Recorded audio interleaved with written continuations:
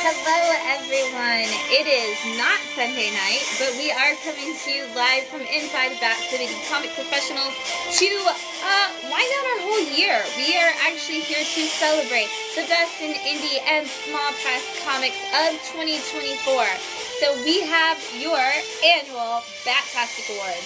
As always, I'm your host, Shannon, aka Small Press Shan. But with me, I have an excellent co-host tonight. This is cartoonist Anthony Pizzo here to help you celebrate all of the excitement of indie and small press comics. Anthony is incredibly great reader, and last year when I needed nominees, I was like, I don't want it to just be my opinion, so I reached out to Anthony, and like last minute was like, what would you put as your favorite books for all these categories? And this year I was smart and I asked Anthony at the beginning of the year, and so since January 2024, Anthony has actually kept a spreadsheet of all of the books that he read and made notes by Bat City or Bat-Tastic categories on what his favorites were. Anthony, how many books were on that spreadsheet?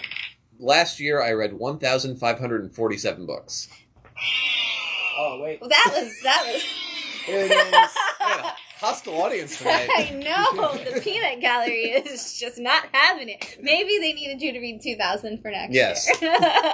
But yeah, Anthony read over 1,500 like single issues and graphic novels. Right? Yes. It was like a blend of the two, which is crazy awesome. So it was really helpful because when we went through all the categories, we were able to take all of what Anthony had already like sorted all year, and then for my side, I went back through every single wind down your weekend, which I hope that you are joining us every Sunday night at 9 p.m. to see what our favorite books of the week were and all of the other awesome indie and small press choices.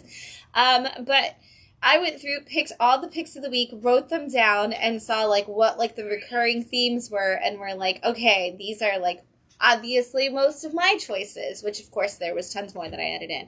But we have all of the usual categories. You know, we've got best writer, best artist, best like writer, artist, cartoonist, however you want to describe that to yourself at home, like best like book of the year, which is actually like 7 books of the year. We've got like best letter, we don't have best editor. We talked about this for next year though. We will have best like kind of thing for that. Yeah. But we have all of the genres broken down. So we actually added a couple new genres this year too, because crime and thriller seem to be the biggest things on the shelf. Yeah, that really popped up in 2024. Yeah, and you know, like, what would you say? Like, what was your favorite genre of 2024? Crime and thriller. Yeah, there was so much of it this year. You know, I think for 2024 we saw a lot of horror anthologies. We saw a lot of noir coming back. We saw a lot of suspense because they're taking the temperature of the room. Yes, and honestly, we saw a lot of like the public domain characters coming back in this year. Like that was another really big one. So it was really cool to see. Yeah, we're finally getting some big public domain works. Yeah. So lots of good choices this year. We actually were just talking about this before we went live. Like every week we're like, wow, there were some really good books this week, but it's like hard to like, you know, like we're like, but this was my favorite, and it seems really easy on a week by week basis. And then when we sat there and tried to pick the nominees and the finalists and the winners and everything, so tough. It was impossible. It was like, can we do ties? There secretly are ties in here, but we're going to tell you somebody won. But just know that in our hearts, there's probably some ties. Yes. They all won in our lives. Or as Matt said, we all won because we got to read all of these books. So really, the readers are the winners of the Bat-Tastic Awards and comic books in general. Yeah. There's a lot of awards though, so we're gonna kick it off. We're not unfortunately gonna have all of the books to show you because they're the favorite books of the year, so of course they're all sold out. But we're gonna do our best, and so we're gonna start out with best writer you're probably not following, but you should, yeah. And so the nominees in this category are Kyle Starks, known for Where Monsters Lie, Pine and Merrimack, and Barfly this year, as well as the Rick and Morty series, and pretty much everything else that's on the shelf. Zach Kaplan for Beyond Real, Dark Empty Void, and Kill All Immortals. Francesca Perillo for Love Me and Long Cold Winter, and Chris Condon for Night People, a lot of the EC titles in those horror anthologies, and a lot of the Creepshow anthology stories. So, the winner is, I'm like, Matt's got the drum roll, I'm sure. An actual one? Do that. Oh, ooh, there we go. The winner is Kyle Starks. Seriously, if you are not following Kyle Starks' stories, he is a writer that you definitely need to be jumping onto. Such great humor, such great horror, and then to go completely opposite with things like Pine and Merrimack. Yeah, he has a great diversity of what he can cover. Yeah. And it always sticks to landing. Anytime I see a book with Kyle Starks on it, I gotta pick it up. Yeah. And let me tell you, there are a lot of them coming in 2025 that you're going to want to grab from Kyle already. So, like we just talked about one last night on the picks of the week. So, which was Those Who Are Not Afraid. Mm-hmm. So it's going to be a great year for Kyle Starks fans. So get on that. Add that to your list for sure. Do it. All right. Do you want to do best writer you expect us to name? Yes, because there are a lot of just really incredible writers who have made a name for themselves, who are putting out great books consistently. Rick Remender with Sacrificers, Holy Roller, Napalm Lullaby, and Grommets. Mark Russell with My Bad and Death Ratioed. Scott Snyder with Duck and Cover, Canary, and Dudley Datsun. Matt Kint with Guilt Frame and If You're Reading This, I'm Already Dead. Ram V with Rare Flavors, Dawn Runner, Creature from the Black Lagoon, The Six Fingers. Then we have James Tynion with The Deviant, The City Beneath Her Feet, and Spectrograph. And Tom King with Love Everlasting, Archie the Decision, Helen of Windhorn, and Animal Pound. And the winner is... I'm like, I got really excited about the winner of this one because there's so many things. You all know all of them. So the winner is... Tom King. Tom King. Yes. I didn't feel like we had to go into deep dives talking about all those writers because, like Anthony said, you know all of them. You love all of them. They had so many great books this year. Helen of Windhorn, though, for Tom King was such a powerhouse book for this year. What I love about it is how much he's able to tell in not a lot of, like, he tells so much about the present, but like in just a couple pages of like a framing device. And then like you learn about this big expansive fantasy world and the personal relationship between Helen and her father and Helen and her maid. Just really top-notch writing all around. Yeah, and then Animal Pound was such a great at like modern retelling of Animal Farm. It's extraordinary, like the way that Animal Farm works with, the totalitarianism, communism, and all of those different kinds of government that were so prevalent back then. It really works with how American democracy was founded, and then like what it's devolved into, and it does such a great job with that. And just to see what he's done with Love Everlasting, to go from just kind of retelling this classic romance story into this story about like what love is and how people experience it has just been. And how they choose to go against it has just been such a beautiful story. So I'm going to pass that your way. All right, we've got Best Artist. This one is always a hard conversation, but we've got some great nominees with Hayden Sherman, who you may now know from Absolute Wonder Woman, but he was known this year for Into the Unbeing, Dark Spaces Dungeon, and a lot of other things with that Dark Spaces universe. So many covers and things. We've got Elsa Cartier for Love Everlasting and City Beneath Her Feet, which just launched at the end of the year. Stefano Cartacelli with Love Me, Don't Spit in the Wind, and Long Cold Winter. Chris Sheehan, friend of the store who we love so much, with Dark Empty Voids. Lisa Sturl for D-Prog and Dying Inside. Francisco Francavilla for Existing on This Planet, but also for White Boat. And Bill Quest Evely for Helen of Windhorn. And so many different art styles, but so many great artists who I'm happy to see are getting a lot of work with bigger publishers over the course of the years. Like Hayden Sherman's been around for so long, and to see him get that big deal with so many of the big stories at the big studio. And great. Not compromising on the art like he's doing 2 major DC titles, and it's 110% in every book. Yeah. And so much could be said for so many of these people. But our best artist this year is going to be Bill Quest Evely with Helen of Windhorn. If you read Supergirl, Woman of Tomorrow, you know Bill Quest's art is so beautiful, and the same with Helen of Windhorn, and you just... Gorgeous. It's extraordinary, and the way that it tells the story in new ways and builds so many different worlds, and the world building of it is fantastic. All right, go for our best cartoonist, writer, artist. All right, best writer artist. We had Jay Stevens with Dwellings this year. Incredible horror story told through in Harvey comic style. Patrick Hovarth, who brought horror and existential dread to the world of Richard Scarry. Joseph Schmalk with 7 Years in Darkness, the dark fantasy about a bunch of children training to be wizards underground. Corin Howell with Lilith. Tom Scully with Monsterpiece Theater, Godzilla teaming up, being fought by a bunch of public domain characters, and Tula Lotay and Becky Kalunin with Somna. Yeah, and the winner of this one was the hardest choice we made. We had to come back to this like 4 times. The winner is...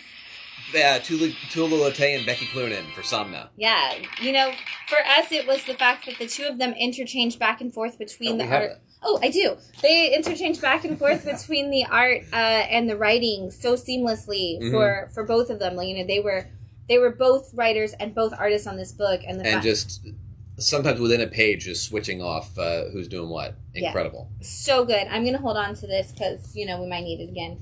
All right, we've got Best Colorist. As always, Francisco Francavilla once again with White Boat. Eduardo Riso with Blood Brothers Mother and Torpedo 1975. Such great light shades used in that. Jordi Belair with City Beneath Her Feet, Exorcism at 1600 Pin, and G.I. Joe, as well as pretty much every other Big Two book. But shout out to Jordi Belair for their Eisner win this year and for being the Ringling alumni. We've got Zirba Kelly with Day of the Dead Girl. Such bright, bold colors mixed into that book. Beautiful. Jason Murdy with... we'll say MFing Monsters, Kaya, Morningstar, Skin Police, and several others. So many different styles going on with Jason's coloring. And then Rhonda Pattison with Night People, the best of TMNT's, Mutant Nation from Teenage Mutant Ninja Turtle, and the Godzilla 70th anniversary, as well as some of the best of Godzillas, which all have beautiful coloring. But the winner for this one of our best colors is actually going to be Jason Murdy. And look, I have art. Yay! I love when I have something to show.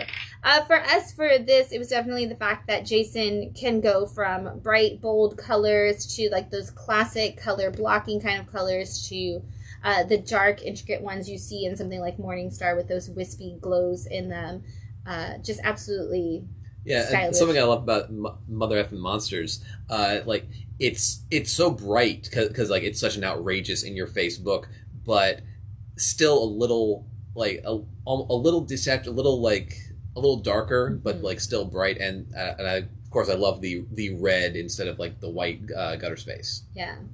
And Kaya just constantly, bringing out different colors. It has that classic art feel to it with some of those just blocked colors and those shadows that come into play.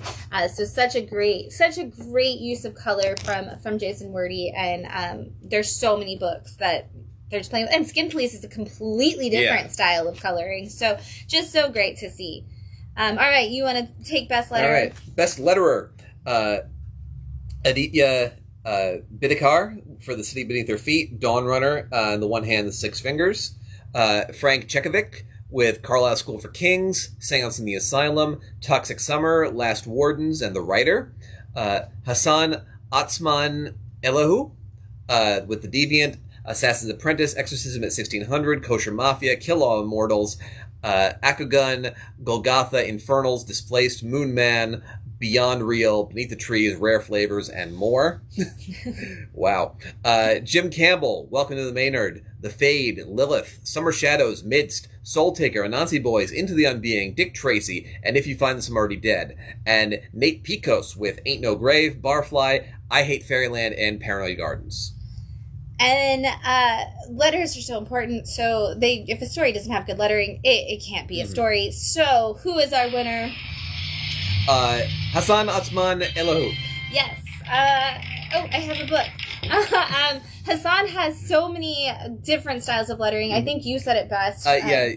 he finds the soul of the book and he puts it into how the letters look, how when people talk, what it feels like to hear it and sort of exist in the context of this world. Yeah, absolutely fantastic. I think I lost my voice screaming for Hassan at the Eisners this past year because I'm just so proud because letters are always so great. I've yet to see a Hassan book lettered in a way that I don't enjoy. Mm-hmm. And that's so great. So all right, moving on to our, I feel like I should have saved this for the end, but you know what? I told you, big awards at the beginning, so here we go. So we are doing our Small Press Indie Comics Awards, so we got to tell you who our best small press indie press is. So your nominees are, and I'm going to go in a crazy order here, and kind of maybe give you a little bit of a reason why. Dark Horse, just yesterday alone, 8 of the titles that we loved were Dark Horse. We've had weeks where Dark Horse was all of the picks of the week. They really came back. They were the slowest to come back after the pandemic and kind of just came back big. They just came back big in the last year. 2024 was such a huge year for Dark Horse. Fantastic. So many must-read titles. Absolutely. And a nice variation of IP, original books, horror, comedy, just it's all just over all the place. there. Yeah. Ahoy Comics continues to be the home for the best satire in comics, as well as just the first of their big IP books with Toxic Avengers. Just great book. It's just been great, and so and I like how. Sorry, I didn't. No, go ahead. I like how you get the comic book and then you get some prose backups. With little illustrations, real value for your dollar. And I like that they're willing to go out and find different styles of writers to bring in. They've brought in so many great prose writers that they then bring into the comic world, and I think it's been something that's really showcased how strong the writing has become at Ahoy. Oni Press, hello, they brought back EC Comics this year, if for no other reason than bringing out EC Comics. Yeah, but there's so many more reasons. They still have so many great books within the Oni Press world itself, and so we love to see what Oni's been doing. Distillery, first year, 2024, year one, already won an Eisner. Oh yeah, just coming out of the gate swinging, incredible talent right off at the top, a lot of bold, daring books, just really telling you we are a major publisher. First year. And their creative teams and even the people at the top, Chip and David, they're let's talk comics. Let's be about comics, and it's so great to see. And then lastly, Mad Cave. What a great year for Mad Cave. Oh, yeah. This was such a phenomenal, their new titles that they've brought out have been fantastic. The world that Mark London is building with his own, universe with Exit City and Revolution 9 and Hour of the Wolf has been great. And then they have so many good imprints. They have Maverick for the younger reader, Mad Cave for the general adults. Yeah. Paper Cuts for the kiddos. Yeah. And then they brought back all the IP. Flash, the Defenders of the Earth with the Phantom and Mandrake. And really making them feel vital and important for 2024. Yeah, they've put so much into this year. And, I was talking to a creator the other day in the store, and he said that he has a lot of friends that have become creators with Mad Cave over the years. And the thing that they will say is, as a creator, they feel the most love and support working at Mad Cave than they've ever felt anywhere else. That Mad Cave literally is a family of atmosphere for their creative team, which is such a great thing to hear. And I think you can feel that in the books. Yeah. There's a confidence, there's a freedom. Absolutely. And so our best small press goes to Mad Cave, which also in 2024 had the very first appearance of the physical location of Bat City on a comic cover, and the first ever Bat City store exclusive. We love Mad Cave. Thanks for bringing Dick Tracy back. Thanks for being a partner to Bat City and allowing us to do this incredible cover and giving our phenomenal in-house artist Adrian Prudhomme a chance to make this. Shout out to Adrian for how beautiful it is, and for letting us put our store on the cover. That's not a normal thing for an exclusive. And when they came to me and they said, Shannon, we've got Dick Tracy, Matt loves Dick Tracy, do y'all want to have a Bat City exclusive? And we were like, can we put Bat City on the cover? And they were like, absolutely. And we were like, okay, done. And so thank you, Mad Cave, for everything this year and for all of the incredible books. We love you. We love you, Mad Cave. Right. All right, best fantasy. Go for it, Anthony. Right. Best fantasy. Really strong year. We had Helen of Windhorn, classic sword and sorcery with mixed in with a little bit of reality. Rare Flavors, fantasy about a god teaching a man to love all the things in this world. Uncanny Valley, just spiritual successor to Who Framed Roger Rabbit, blending the cartoon and the real.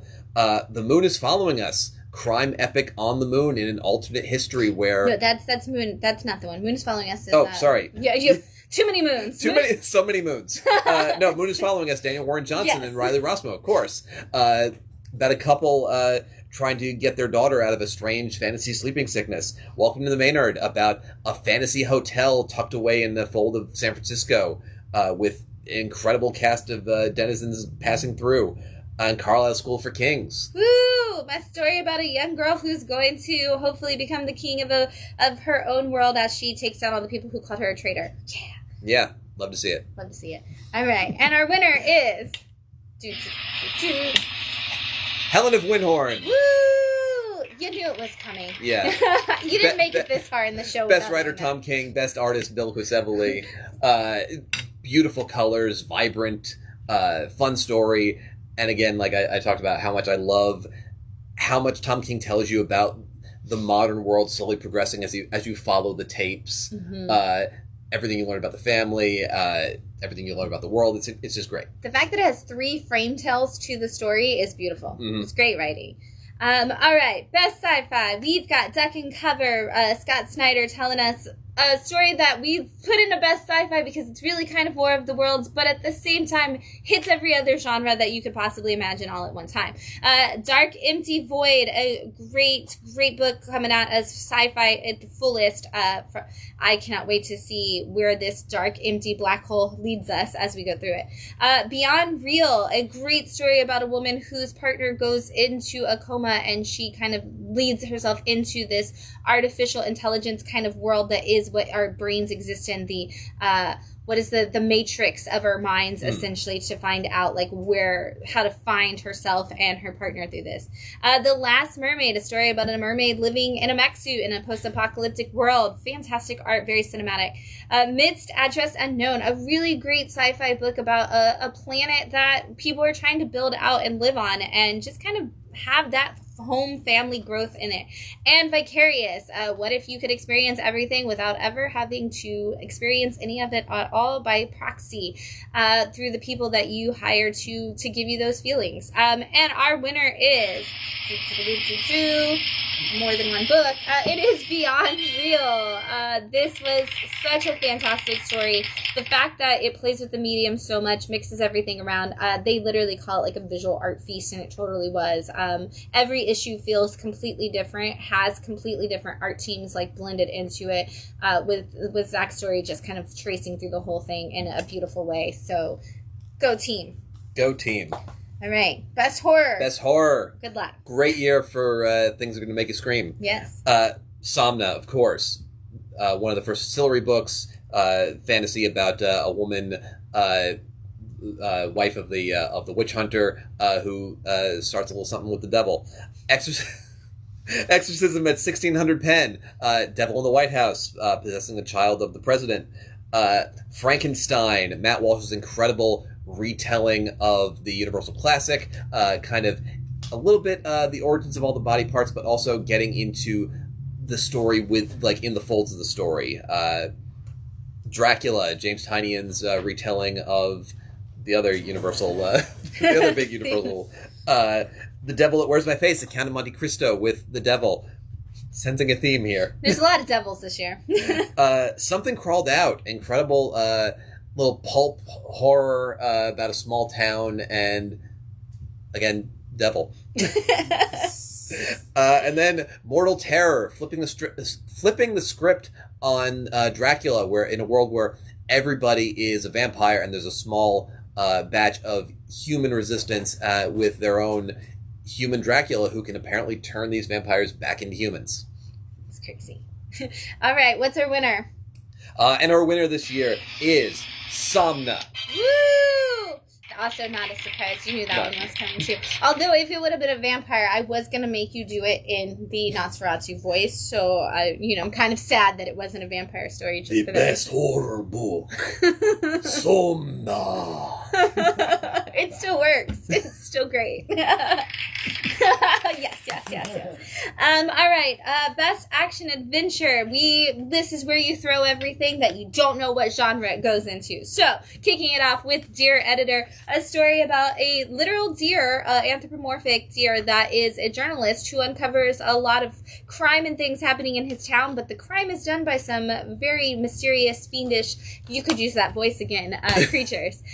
Kill All Immortals, an action-packed book about a bunch of a family who are immortal people who may or may not actually be the Norse mythology gods, having some family drama about, telling the story of who they are. Godzilla Monsterpiece Theater, as Anthony said, this is Godzilla versus all of your public domain characters. Red Before Black, a great action story about a woman who has just come out of jail, is trying to prove her loyalty to the crime family she's in, but is also undercover for the FBI, and everything goes wrong. Napalm Lullaby, a story about two people who are trying to take down a world that is run by a god who was created by the people just simply believing in him, and we're going to figure out, hopefully someday, where that leads to. Skin Police, a world where babies cannot be born, so people have clones. Clones explode, bad things happen.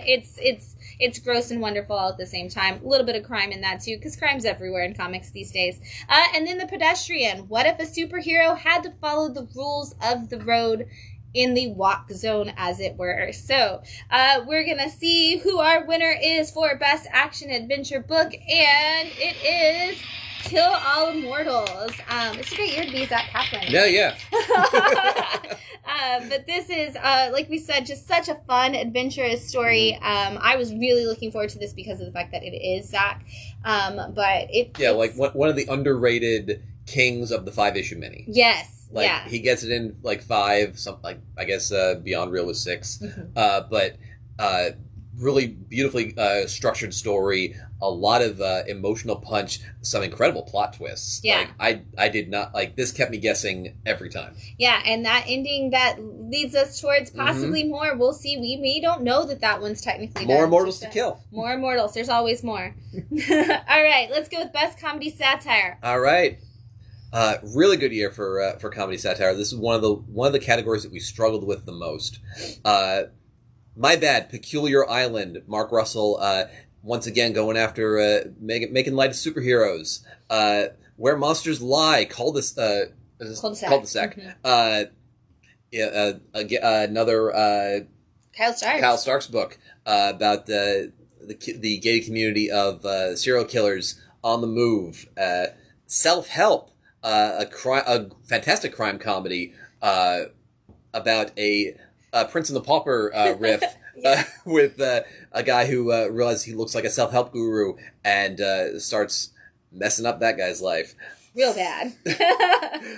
Blasphemous. Mirka Andolfo's hilarious religious satire on faith, the church. And influencers. And influencers, yes. And Sweet Paprika, open for business. Mirka Andolfo's Sweet Paprika, but written by Steve Orlando, about a relationship between mailroom dude. No, He lots works in the mailroom because he works with Dill from Sweet Paprika's world. Yeah. And brand new book editor. And it's very, very spicy. Yes. The book that had the most trouble getting pages on the screen. But there can only be one, and that winner is Blasphemous. Woo! Yes. What a great commentary this book had. It was funny the whole way through. The art was gorgeous, of course, because it's Mirka. But yeah, just the conversation of both how religion was, often used to control the masses of people, but now influencers are used to control the masses of people. And what if you blended those two? Mm-hmm. What if religion just was run by influencers and the world the angels and demons themselves were the ones who picked the people to be the influencers in the religious culture. Such a great concept. 3 issues, distillery oversized IMAX beautifulness. You got to check it out. Oh man, I did not go the right order because now I got crime and you didn't. After all this, well, we're gonna do best like traditional crime noir for you coming up. First up, we've got Profane, about a guy who is a detective trying to figure out who killed the writer of his story. Mugshots, classic crime story about a guy who's, been the guy that comes in and cleans stuff up, but now it's his own family that's in the middle of the mess and he's got to figure it out. We've got Deprog, which kind of flips the script on our classic story of the detective, where we have a female detective who still has that beautiful female femme fatale walk in, but they come to her office looking for somebody to save them from a cult-like experience. And the cool thing that comes from all of that is that, our character is cult herself, and so she's trying to like deprogram people from that experience, and kind of leads herself back down that rabbit hole. Calavera PI, new title right now that's really just a great crime story about a skeleton doing some crime noir detective work. Guilt Frame, we are following possibly the detectives, possibly the thieves, possibly a little bit of everybody in this 3-issue series from Matt Kent. And then Kosher Mafia. What we look back in like time and we see this Jewish cultural mafia trying to just survive in early America as all of the different people in the area are kind of taking over each one. And we've got a guy who is the accountant, and that's always the person who knows way more than they're supposed to, and he finds himself in a little bit of trouble. All right, we've got our best crime coming your way. The winner is Deprog. I can honestly say that this book did not stay on the shelves long ever. It was such a good thriller. It brought so many people in. Lisa Starl on art, Tina Horn on writing. Such a powerhouse team to tell this story. 4 issues of just beautiful detective work. And 4 issues may be the hardest format to conquer, but this it filled those 4 issues effortlessly, perfectly paced, so many twists, such great art, just incredible. Yeah, I mean, even at the end, you're like, whoa, I didn't know that's what we were doing. Amazing. Great storytelling. Yes.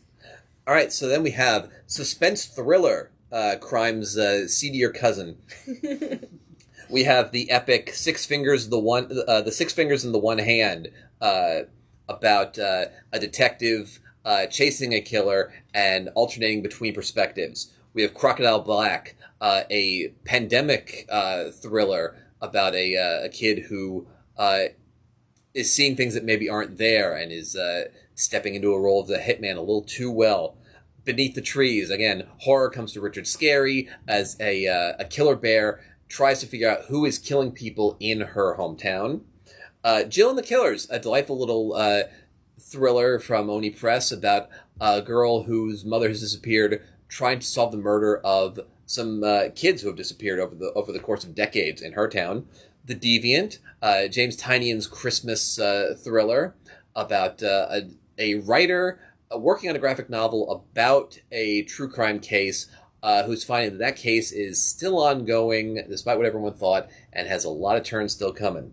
And Murder Kingdom, which has my theme park heart, about some deadly goings-on at a theme park, where a woman who's a ride operator becomes a face character and finds out that a whole lot of bad stuff's going down. Whole lot of bad stuff. All right, who's our winner, Anthony? Our winner here is Crocodile Black. Woo! This was just an incredible... Technical difficulties. The audience was so thrilled they couldn't even. Yeah. I had anxiety reading this book. Everybody did. We had so many people picking this book up, and people were like, I felt uncomfortable. Like, I actually had somebody drop it as a title because they were so uncomfortable reading it. They were like, I don't think I can get to the end. Like, it just leaves my skin crawling so much. And, we talked about there's one particular issue in here that kind of gives you the history of how this character became who he is, essentially. And that was almost traumatizing even as a reader to just be a part of. Yeah, you didn't see much, but what it implied and the way it just built up that sequence absolutely terrifying. Yeah, such a good thriller, suspenseful story, and great if you are a crime fan. This is, and you're looking for that crime procedural from without the cops, like really getting anywhere. It's kind of just following that criminal side. It's fantastic. All right, best new volume of an old series. These are all the categories we added in this year. We had like 4 or 5 new categories because there were so many good books that Anthony and I refused to shorten the list. Best new volume of an old series. These are series that have been going on for a really long time at this point, or at least a decent amount of time, and they just keep kind of coming out with new volumes that feel unique and magical each year, and this year was another one for them. So first up, Kanto, A Place Like Home. I love Kanto. You know I love Kanto if you watch this show. All about, a clockwork robot, a clockwork knight that is trying, he's not a robot, he's a clockwork guy. Right. He's trying to get hearts, all of the hearts of his people have been stolen by an evil sorcerer, been replaced with clocks so that they have to be enslaved. He is trying his best to save those hearts and save his people. It is not going exactly the way he plans. We'll see how it turns out. Hunger in the Dusk hit its 2nd volume this year and brought in all new characters and was continued to be one of the best fantasy books. My Bad, Peculiar Island. Mark Russell just builds new world, new characters within that My Bad world of superheroes. It's fantastic. Sweet Paprika, Open for Business, as Anthony just discussed. And Assassin's Apprentice Volume 3. This just kind of keeps building out this massive world that Assassin's Apprentice is. And every volume seems he has like a whole new role and a whole new life that he has to pursue. And it just blows my mind how big this universe is getting. And yet it's still just focused in this like one little area with this one kid. And yet it can keep getting bigger. But the winner for the best new volume of an old series is not going to surprise you when I say My Bad, Peculiar Island. So many new characters, and like Anthony was talking about earlier, the ones that you do have seem to find a new low every time they come back. And yet you still love them. You still love them. So even as they are starting inaccurate podcasts and promoting unhealthy medical advice. Very unhealthy medical advice. But you know what? We have John Adams here to be amazing and govern us and lead us on our way as the greatest superhero. Our greatest second president turned superhero. And my ancestor. So, Way to go, John. All right. You're up, Anthony. All right. Best love story. Love story making a comeback in comics. We're getting a little more romance there, which is great news. Yes. We have Love Me, the story of a robot who falls in love with a woman and then has to go through the mafia to get her back. Pine and Merrimack, detective story featuring the greatest couple in love solving crimes. Yeah, they were wonderful. Falling in Love on the Path to Hell, dark fantasy about samurai and a cowboy who join each other in a bizarre afterlife and are trying to escape and deal with the awful criminals who populate this strange little island. And then Monster High Holiday Special, star-crossed lovers in a way only Monster High can deliver. I will say, before you say the winner, Anthony did tell me that I could make this choice on my own if I needed to because of how obsessed I am with one book on this list. But we decided together our winner was, go for it, Anthony. Pine and Merrimack. Yeah. I love this. I love that you took crime, which was something that, and detective stories, which is something so prevalent this year, but you just centered it around this couple and how much they love each other. Kyle Starks again. Every decision they make in this story is about how much they love each other. It goes back and shows how they got together. It shows how much they're willing to sacrifice for each other in normal and extreme ways. It's just a great love story. My favorite crime-fighting couple since Nick and Nora Charles. That's fair. Yeah. Yeah, you guys, if you're enjoying crime this year and detective stories, but you just want a little more heart in it, this one's great, and yet still goes wild like Kyle Starks loves to do. And if you do want just a really great one-shot on a beautiful love story, Monster High. The Monster High Holiday Special is there for you. It's so good, everybody. It's just so good. All right, best world building. What stories brought us some really great worlds really quickly is really, where this category is going. And welcome to the Maynard. started out like immediately you know how magic works, you know it exists, you know that there's all kinds of weird crazy characters, and yet it all exists inside of this hotel, and the way they build that up and give you this multi-layered story immediately was so well done. We're only 2 issues in and the world is already fantastic. Paranoid Gardens, this honestly, the world building is the story. The entirety of the story, it's like Mousetrap. The whole point of the game is to build out the Mousetrap. The whole point of Paranoid Gardens was to learn what the world was. And that was such a cool way to build out a story.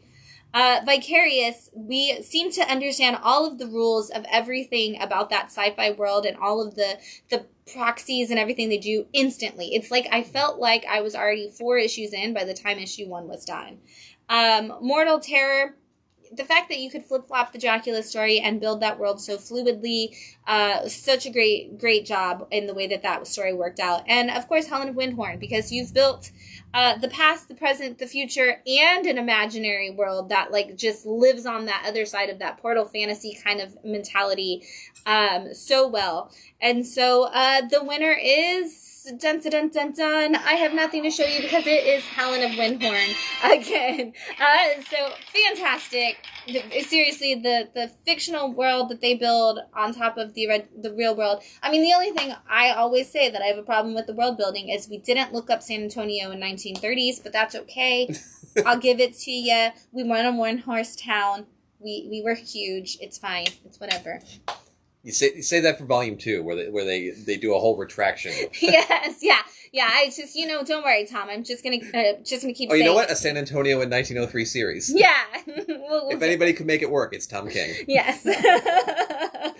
Or maybe Matt Kint. I feel like that's up his alley. That's up his alley for sure. Matt, San Antonio, 1903, on it. Get on that, Matt Kint. Oh, not you, Matt. Yeah. He's like, I don't know what that is. All right. He could do Chicago. He could. We're very excited about this Godzilla vs. Chicago book coming our way soon.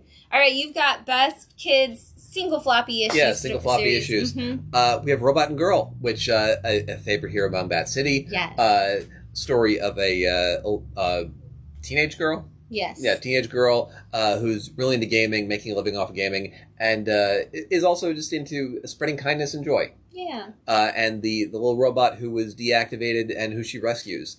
And they kind of help each other out, and sometimes that doesn't work out, but sometimes, sometimes it does. Great book. Sesame Street, the great PBS show, all the characters you love, beautifully illustrated, having some really fun and hilarious adventures. And like little things, like helping each other find like solutions to little problems. Cookie Monster baking cookies, everything you love.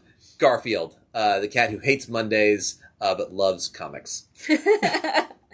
And Misfortune's Eye, another girl goes to a fantasy school and things are much more than they seem there.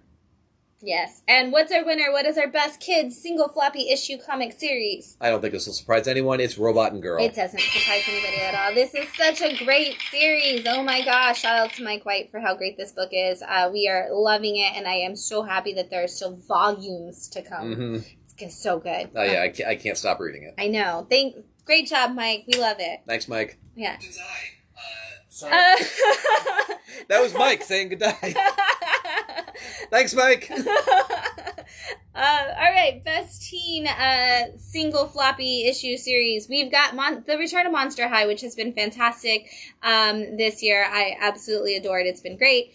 We had the Zawa, which started at the end of 2023, continued through this year. Such a wonderful story about, a monster that the government has locked up to keep the town growing and thriving. And, of course, it's never what it thinks. Ranger Academy, which if you watch this show, you know that I'm obsessed with Ranger Academy. It is a fantastic young adult novel in the Power Rangers world, all about a girl who finds out that Power Rangers exist, and apparently she should be one, and it's so good.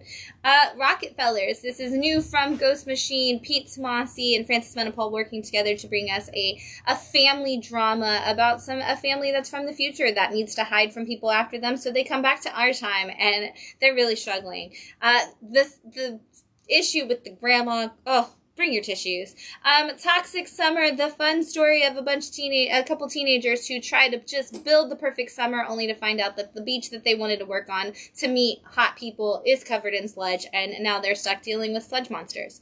And I Heart Skull Crusher, all about Trini, who really just wants to play this murder death ball, and she just needs to get on the team so badly, and she recruits her own team of people that is all of the most lovable losers you can find, and adventure and hijinks ensue as it goes on.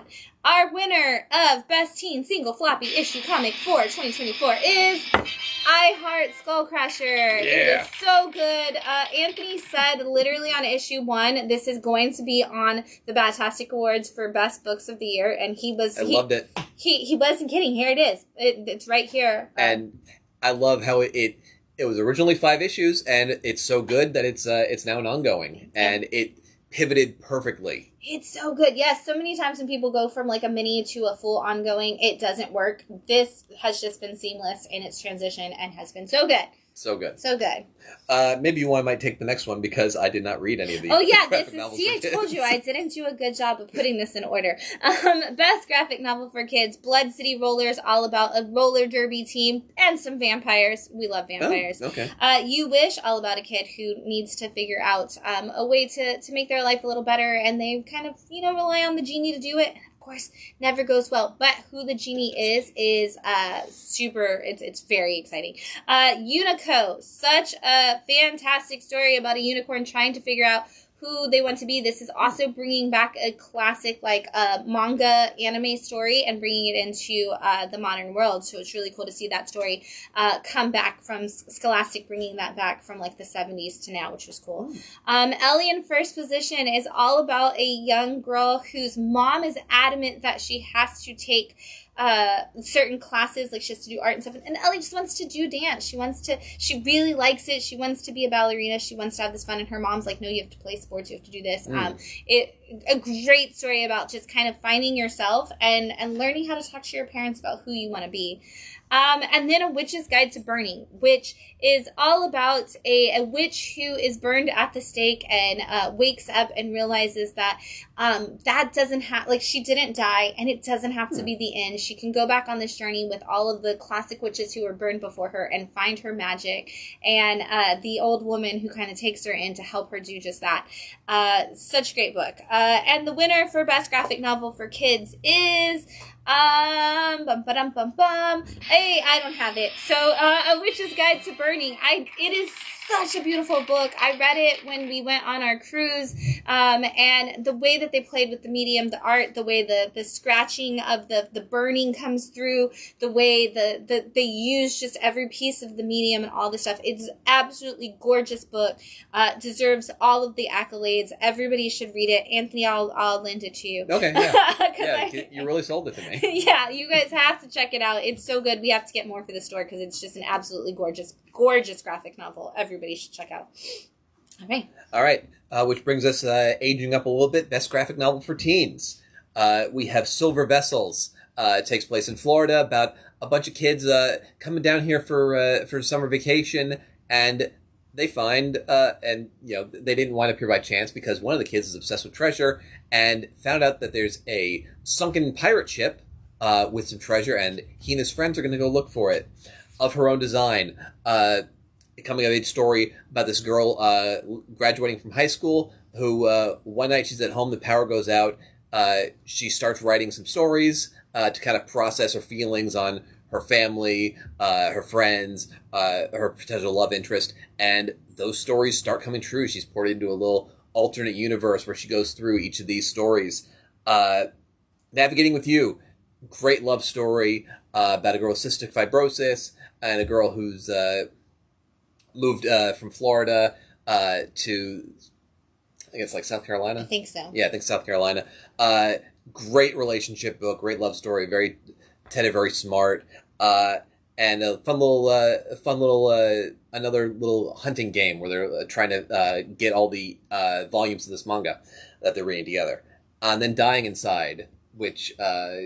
is all about a girl who, it's written by Pete Wentz from Fall Out Boy with art by Lisa Stroll, and it's all about a girl who wants to unalive herself so that the internet doesn't pull us off the stream.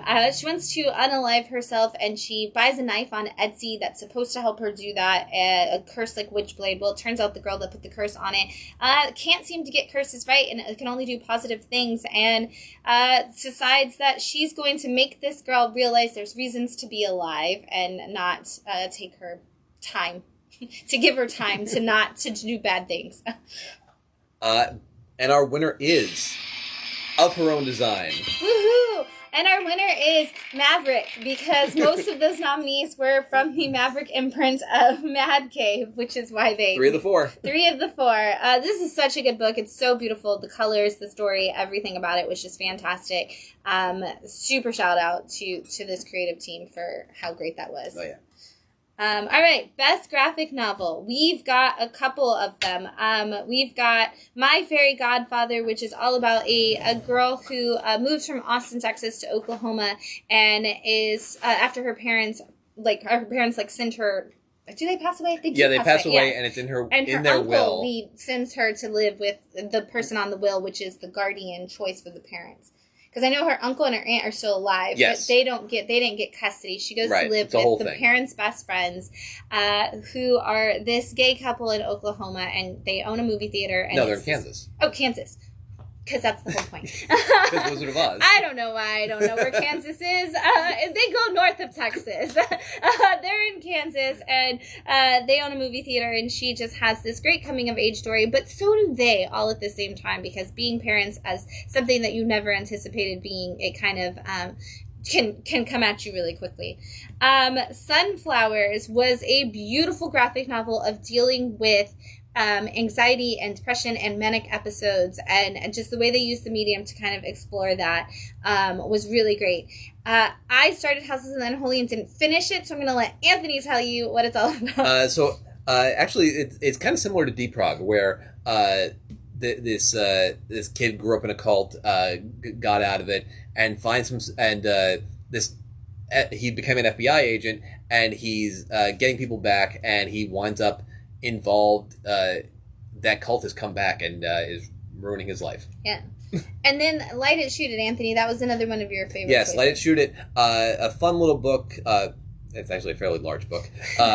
About a kid sent to live with a kid who was sent to prison for burning down like a building, and he's sent to live with his uncle who lives in Hollywood, and he makes cheap exploitation B movies, and he goes out there, and all sorts of stuff happens, and it's a really fun look at movie making. Yeah, well, and crime. And crime, because you got to throw crime in there somewhere all the time. All right, and Gore from Santiago, but he's not here to tell you why he loved that movie or that book. But Gore was definitely the other nominee Santi wanted to throw out. But our winner for best graphic novel is My Fairy Godfather. So good, so timely and relevant. Again, it's such a great coming-of-age story for everybody, no matter what age you are, showing that we can always learn something else about ourselves and about the world around us and how to experience it. And it's funny, and it's lighthearted and sad and beautiful all at the same time. Sorry, we got really excited. All right. Do you want to take Best Continuing Series? Yes, Best Continuing Series. These are books that started before November of 2023 and are still going. We have Sacrifices from Rick Remender, Love Everlasting from Tom King, which, if you don't know, is about a woman who wakes up in different romance comic scenarios and has become aware of that and is starting to fight back against it. Something Epic, another sort of epic fantasy about people who can see things that nobody else can, have access to imaginary worlds that nobody else can. This new volume was a sort of dual detective story. And 7 Years in Darkness, again, the magical kids in a terrible magic school.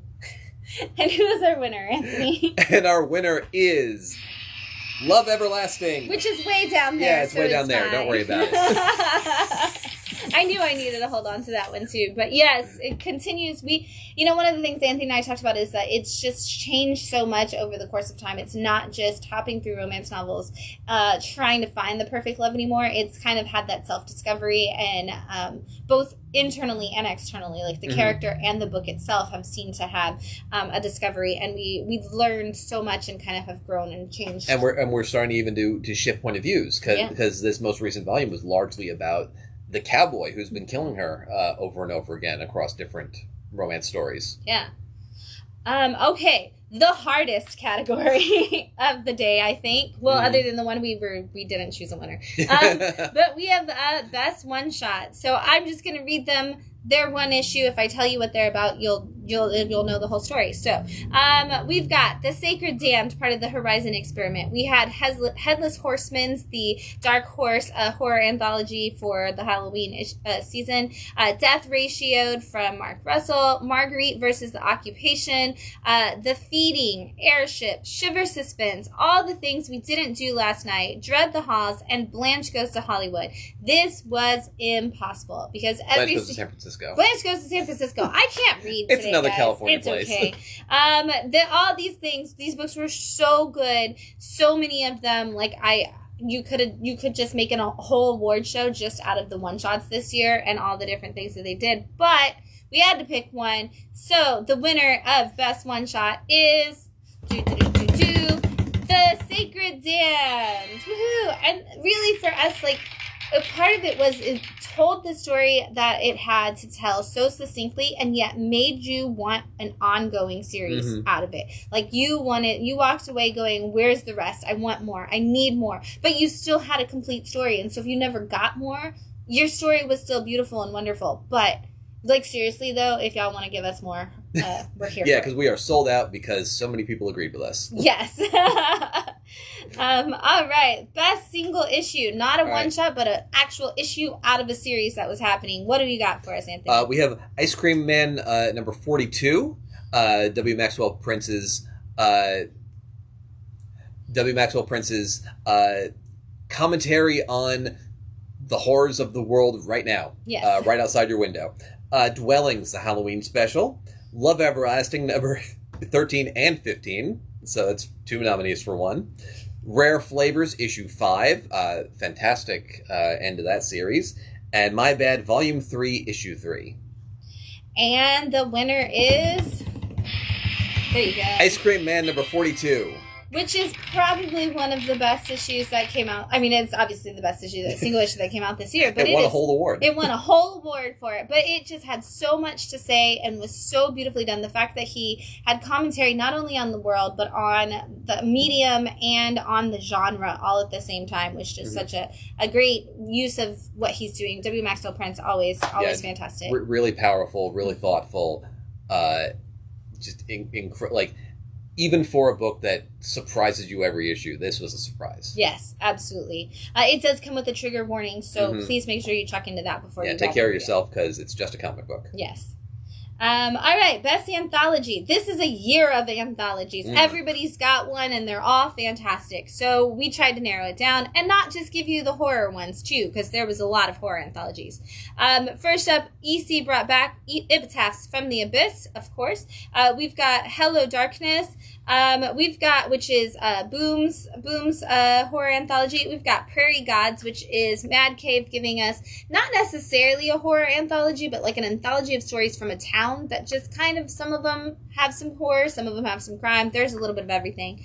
Damaged People from Damian Connolly, showing us just different people going through different parts of their life where they're struggling with different things. Cruel Universe, also from our EC world. And The Horizon Experiment, which is where Sacred Dam and several others come from, and is an anthology of stories of what if we changed the narrative on characters and kind of gave voices that aren't as represented a chance to write and star in stories. But our winner for best anthology is Prairie Gods. This is definitely one of those where the story is building consistently through it, even though they don't necessarily connect. Kind of like Ice Cream Man, where you do see things that call back to each other. But this town, I feel like I could go there in my mind. I feel like I know what it looks like, and yet I've met so many different characters in every issue. Yeah, and I love how you kind of get a little bit of everybody. Like, they'll introduce somebody, and then you'll learn a little bit more about the next issue, and then, like, you'll learn about a whole other part of town. But they're all self-contained stories, and they do jump around, because this first issue is like a racing movie. Second issue is sort of a wandering, like, psychedelic judgment meditation. Third one is this really interesting, like, war sci-fi kind of thing. It's jumping all over the place, and it still feels of a piece with itself. Yeah, absolutely. Great job. All right, you're up, and the best category for you to get to announce. Go for it, Anthony. Best cover artist. They are our first impressions on all these books. We have Tula Lute, who has already been. We talked about her a little bit with Somna. We have Jenny Frisson, who's done work for Hello Darkness, G.I. Joe, Something is Killing the Children, etc. Jay Stevens, who's done work with Dwellings, the EC Incentives, Blasphemous. Ashley Wood, who's done Le Mort 13 and Tales of Suspense. Francisco Francavilla, who, from Judgment Day, The Colonized, White Boat, Creep Show, various Archie books, Dick Tracy.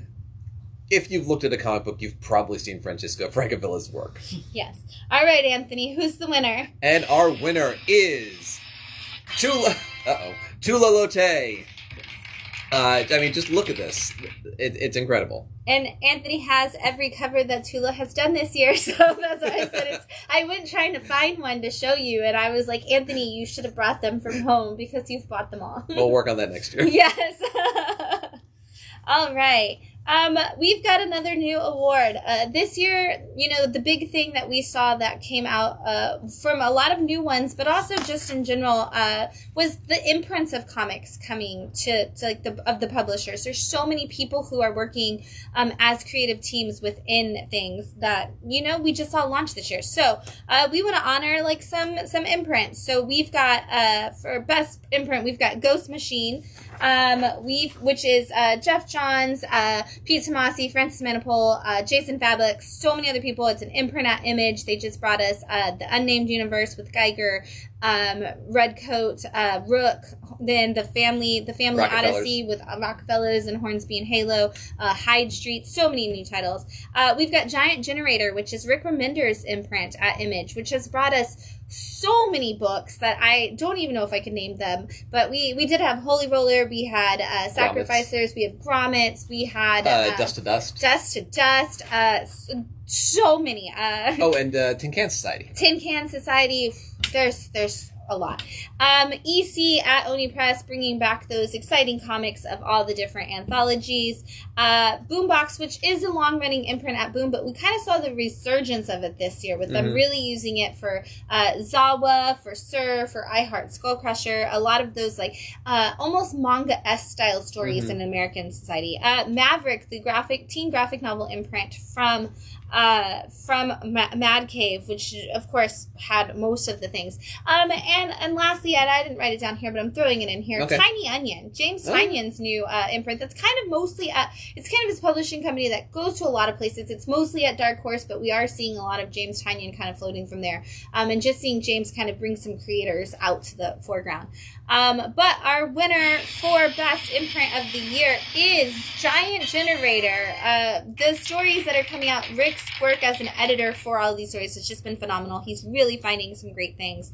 And telling a lot of different kinds of stories. Yeah. And like a lot of them stories that I don't think he would be well suited for, but he's found some incredible voices who are telling some important, fun, daring stories. Tin Can Society is really like, that's a gut punch every issue. Yeah. but also hilarious. And Holy Roller, you managed to like rein in Andy Samberg to tell a very prolific story at the end of like what started out as just him being hilarious at the beginning. So yeah, there's so much going on with Giant Generator, and I cannot wait to see what happens next. Yeah, it's going to be amazing. All right. One of the things we love about comic books is the characters, and these are the characters that I want to be friends with. We have Kanto from the long-running Kanto series. Little clockwork guy. So cute. He's amazing. Love him. Oh yeah, and the robot from yes, we should put him on. Oh yeah, okay. So the robot from Robot Plus Girl. Another cute little guy, just trying his best. His best, even if he doesn't understand. Pip from Welcome to the Maynard. Our entry point into this amazing, fantastical world. She just seems like a lot of fun. She does. And kind of a mess. Yeah, kind of a mess, but like in a fun way. Yeah. Then we have Trini from I Heart Skullcrusher, who is a much more violent mess. But you know what? I'd still hang out with her because she seems dedicated and passionate about what she loves, which is the Skullcrusher game. And Robin from If You're Reading This, I'm Already Dead. Reporter on an alien world who just has to survive. All right, so who do you want to be friends with? I want to be friends with Kanto. Me from Kanto. too. I will always want to be friends with Kanto. He is. I want to snuggle him, but also that's like being friends with like an even more wholesome, dedicated Samwise Gamgee. Mm-hmm. Like this man, like this little Kanto, this little guy was willing to sacrifice everything he had to bring back hearts for all of his friends, and he's continuously putting himself out there, and he just has great stories too. Yeah. He just loves stories. I love Kanto so much. And I think it would be fun if he and the robot were friends. You know, I really need Kanto and Robot to be friends. That is my ideal world, right? Let's make that happen. All right, we've got. Do we want to? Oh, and we have him. Look at how cute he is, even in this like aggressive pose that I brought. He's just adorable, and you want to hug him. And someday I will. Someday. All right. Sorry. Sorry. All right. Comics I didn't expect to love. This list always gets really big, and this year we were talking about it. We were like, we kind of expected to love everything, but we were still surprised by some books. So the ones that surprised us most, Missing on the Moon, which just launched from Mad Cave. Very surprised just how great the world building was, how much the story has to it. Very detailed sci-fi story, and yet kind of a lot of heart in it, and I was very surprised.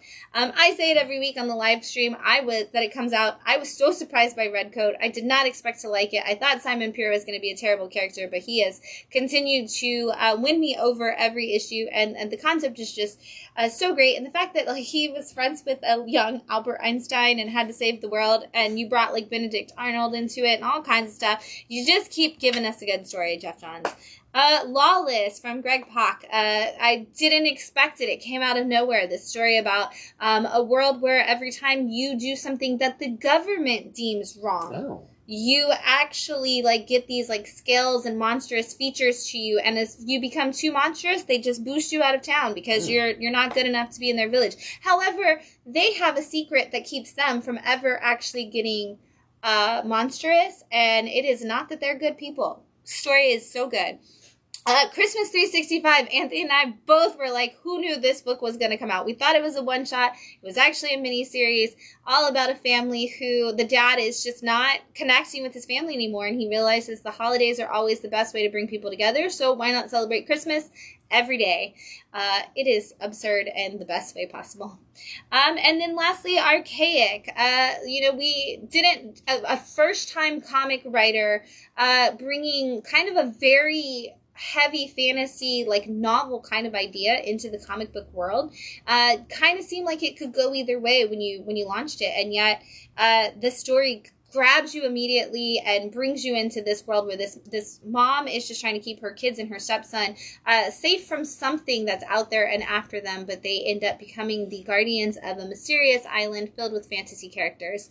And so which comic that we didn't expect to love do we love the most? It's actually Archaic. This is, again, fantastic. Way to draw us into your story immediately, and yet build such a big world that I feel like I have not seen any of it yet. Mm-hmm. Yeah. No, and I really was taken aback. You open that first page and it is not what I expected. Like, you don't even get to the fantasy stuff really until like near the end. Yeah. It's incredible. So good. All right. All right, Anthony, go for it. Okay, so this was a late category change because it was originally going to be Best Comic that started at the end of the year. And then we were like, why choose? And so it's now Best Comics that started at the end of the year. So everyone here is a winner, but especially you. Because you get to read these all year long in 2025. So it's get going to be prepared. a great year of comics. All right, we have Spectrum, which really like blew me away. It very strong, like Grant Morrison, but covering Kieran Gillen's music beat. Yes. Alternate history, densely packed art, amazing fantasy. Really, really took me by surprise. Really grabbed me immediately. Loved it. Absolutely. That was one of those books where I was like, I don't know if I love it or if I don't know what happened. And that makes me love it more. Like when I was done with issue 1, I cannot wait for issue 2. Issue 1, great start. You've Never Heard of Me, which is another Yondola book. Really interesting premise. This kid's part of a family who they have the gift to see the greatest moment and the worst moment of a person's life, and they can kind of influence events to try to manage when, like, if those things happen or like when they happen. And his grandmother has his gift, his father's expecting the gift, and like things aren't going great in the family. There's a little bit of tension, especially with the grandmother dying. Really great book, really interesting premise. Can't wait to see where that goes. Yeah. I'll take the next one, City Beneath Her Feet. I didn't know what to expect from James Tynion not doing horror or thriller of some sort. James is always kind of in that lane, know? Yeah. And so to have him doing a romantic comedy, crime kind of world, I didn't expect romantic comedy out of James Tynion, and I was really surprised by how good it was. Can't wait to see where it goes. The characters were so... James is always really good at characters, and the characters, as usual, are just like pop off the page immediately. And with Elsa Cartier on art, it's such a good combination that you didn't expect, but worked really, really well. It reminded me a lot of things like Something Wild or Desperately Seeking Susan. These sort of like oddball, like 80s, 90s high concept rom-coms where like somebody falls in love with an assassin. Yeah. Just very charming. Parliament of Rooks, really interesting black and white fantasy, dark fantasy about a woman who is dying and sort of recounts the story of how she met this strange, fantastical prince who has a connection to birds. Yeah. And turns into a bird. Beautiful art.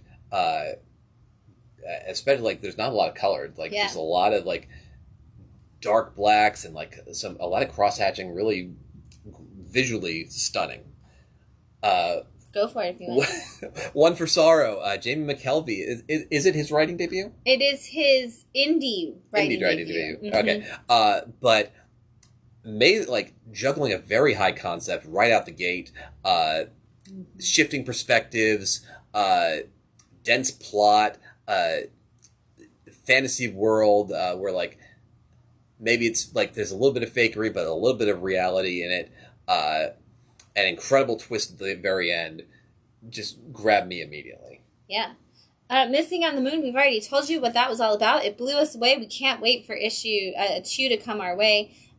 Santiago threw Barstow in there. He is very excited about this, like Fear and Loathing-esque, like small town needing a detective to come in and solve some murders, but like everybody's weird and got some weird stuff going on. So like, who knows where you're supposed to go when you're a detective and like there's a dance instructor selling demons to inhabit people's bodies. Like, what do you do? I don't know, but I'm really excited to see where it goes. FML Kelly Sue DeConnick is back with this book that hits the ground running. Like, it is 0 to 60 as soon as you open the page.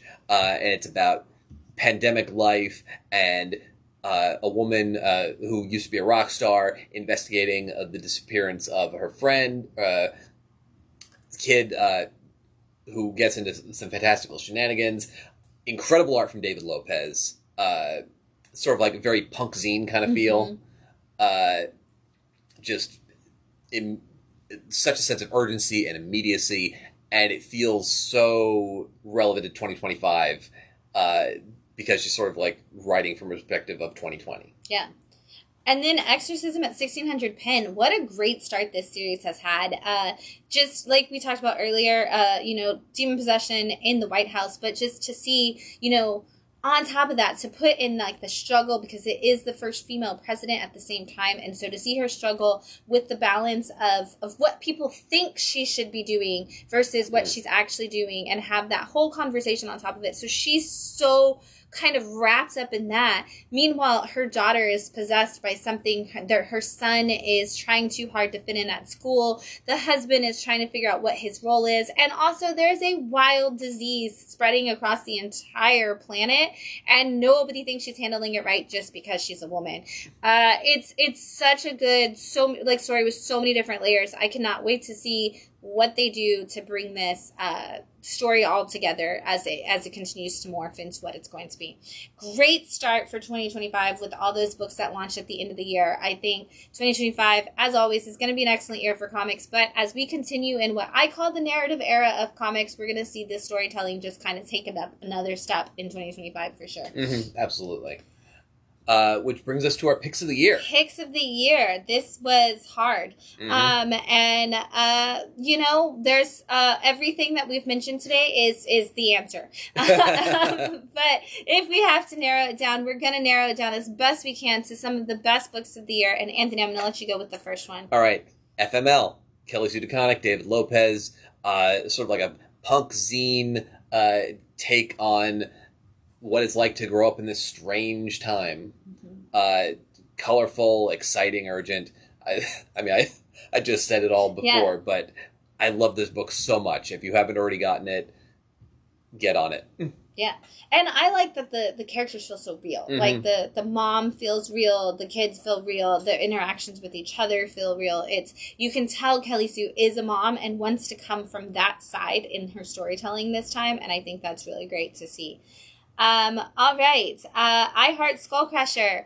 As Anthony said at the beginning of the year, this was going to be on here. It's just a fun book. It's so well done. It does have that manga feel to it, so it has like the excitement and the fast pacedness at times. But you just get these like weird oddball characters who make them more endearing. The fact that like Trini's parents are gone, but she keeps their skulls and she talks to them as if they're mom. Like she's like, "Mom, Dad, guess what I did today?" And she's just talking to two little skulls, and it's like this is such a weird eccentric story, and yet it works in such a unique way to that book. Like it could not work if you changed one element, the story would fall apart. It only works because it's all together what it is. It's a high wire act that is funny and heartfelt and mysterious and thrilling. It just goes everywhere. And there's a bear. Yeah. They need a fifth member, and they just recruit a real bear. Real bear. And the bear is really good at this sport, apparently. Who knew? All right, do you want to do the next one, or you want to do the one after? You know what? I'll do the next one. No, you do the... Okay, I do this one, you do the one after? Yeah. Okay, the next one is Somna, which was actually on my picks of the year last year with the one issue that was out. But it's still, because it started at the end of December 2023, so it counts in this. As we know, we say anything that started at the end of the year counts because you don't know what the series is about. But I love this book so much. It was so well done. It was phenomenal to see the two artist-writers switching back and forth between it. It's a great story about what it's like to be a woman in America during the witch trials and now. It's a great love story. It's a great horror story. It's a great everything experience. And these two women just really put it all together. Like Becky's gothic style works so well for the witches and the time period, and Tula's dreamy art just fills perfectly into this dream world that we step into. It is so good. 3 issues of just fantastic, and the fact that you nailed it in 3 issues it's just a masterclass. There's a reason it won an Eisner. Everybody should read it. Just absolutely beautiful. Helen of Windhorn. We've talked about it a lot this broadcast because it is that good. Yeah, we don't need to tell you more. You just need to read it. All right, do you want to do... Yeah, I'll do this okay, one. Beneath the Trees, that horror brought into the sort of the Richard Scarry world. Really just like a really good thriller mystery It's going to keep you guessing at every turn. Some really good character work. Some grisly deaths. I think maybe the most horrifying next to Crocodile Black. Yeah. And those are all the books that launched this year. And so we have one honorable mention that is a book that is ending this year. And the new volume was so beautiful and impactful. So it's an honorable mention because it can't technically be a pick of the year because it's not from this year overall. But honorable mention does go to Kanto with his newest volume, A Place Like Home, and just the concept of bringing all of that together. We just want to do a shout out to him as he comes home and in that new volume. So and saves everyone he loves. Saves everyone he loves. But yeah, so many great books this year that we just can't stop. And like we said, 2025 is already shaping up to be a great year of new comics that are going to just blow your mind. We can't wait to see what's going to happen. We want to hear about all your favorite books because it took us forever to narrow it down to just these and then to narrow it down to winners. So we know you've got favorites in there too. So let us know what your favorite small press and indie books are. And join us every Sunday night when we wind down your weekend and our weekend with all of the best small press and indie books of that week, and you'll know what's going to be on the picks for next year when it comes to. We'll see you then. Thank you so much, Anthony, Thank you for joining having me. Thank you, everybody, and congratulations to everybody who Happy read reading. comics this year. Happy reading in 2025.